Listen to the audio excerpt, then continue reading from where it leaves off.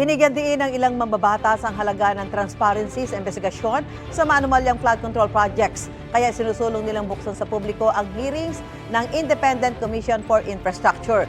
Ipinatawag ng komisyon ng mag-asawang Sara at Curly Discaya na handa raw ibunyag lahat ng kanilang nalalaman. May unang balita si Joseph Morong. Naka-bulletproof vest si Pacifico Curly Discaya II nang dumating sa pagdinig ng Independent Commission for Infrastructure.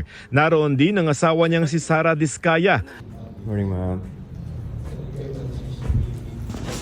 Ma'am, are you also willing to return mga properties? Like Sila Price? 4 na oras ang itinagal ng pagdinig ng ICI.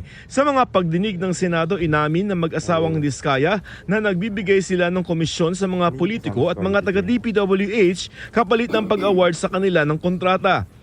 Mula 2022, siyam sa kanilang mga kumpanya ang naka-corner ng 31 billion pesos na flood control projects na kini-question ngayon. Tumanggi magbigay ng komento si Sara hanggang sa makaalis sila sa ICI. Why are you pushing? Ma'am, statement lang. Ma'am, good morning. Magre-return ka properties. Pero sabi ng abogado nila, handa nang isiwalat ng mag-asawa sa ICI ang lahat ng kanilang nalalaman. Ibinigay rin nila sa ICI ang ledger ng umano'y mga ibinayad sa dalawang individual na hindi muna nila kinilala. Bukod sa mga nabanggit na nilang pangalan sa Senado at sa Kongreso, may idadagdag pa raw silang mga pangalan. We will have a supplemental affidavit, so magdadagdag kami ng mga pangalan doon in due time. Dapat magtugma yung IB contract, number, kung anong araw, anong project yon, sino tumanggap, magkano porsyento, ganun yun eh. So kaya nga tell all na kami, wala nang atrasan to. Sabi ng spouse ni Discaya, enough is enough. Ano pa bang hinihingi yung sinseridad ng mag-asawa? Umaharap na ho kami.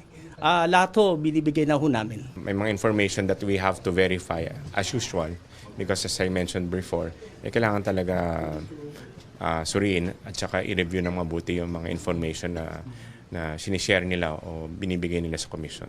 Kaugnay naman sa pagsusoli ng mga ari-arian, sabi ng abogado ng mga Discaya, wala ho kami isusolim muna kasi na-freeze nga yung account eh. So hindi pa ho namin pinag-uusapan yan. Siyempre, financially constrained sila ngayon. Pero wala ho, na-freeze yung mga bank accounts nila eh. So lahat ba yun? Lahat ng bank accounts nila. Lahat ng bank accounts nila na-freeze ng AMLA. Real properties? Wala pa kaming wala pa kaming idea diyan. pinababalik ng ICI sa susunod na linggo ang mag-asawa. Simula na mag-hearing ang Independent Commission for Infrastructure o ICI, hindi pinapayagan ang media na masaksihan ang pagdinig. Sa mga resource person, as Executive Director nitong si Attorney Brian Hosaka, nalalaman ang naging takbo ng pagdinig. Closed door ang hearing ng ICI bilang pag-iingat para raw maiwasan ang trial by publicity at para hindi magamit ng komisyon sa anumang political agenda. Pero may mga nananawagang buksan sa publiko ang proseso. Sa isang Facebook post, hinimok ni Senador Kiko Pangilinan ng ICI na buksan ang pagdinig dahil napakahalaga ng transparency sa public accountability. Dagdag ni mamamayang Liberal Party List Representative Leila de Lima, sa paglalantad ng katiwalian, bawal ang tagu-taguan. Sabi naman ni Akbayan Party List Representative Percy Sendanya, ang kawalan ng transparency ang dahilan kung bakit patuloy na nauulit ang mga kaso ng korupsyon. Napakasimple ng kanilang trabaho. Panikilin ang mga nagnakaw sa kaban ng bayan. Pero kung itatago nila yung proseso, mauulit at mauulit ang nangyari dati.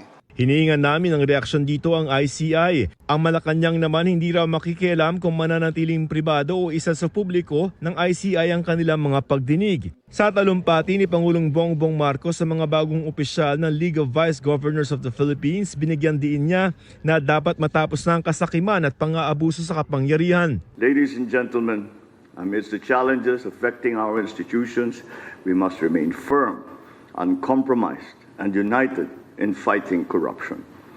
The unscrupulous abuse of power and greed must come to an end. Ito ang unang balita, Joseph Morong para sa GMA Integrated News.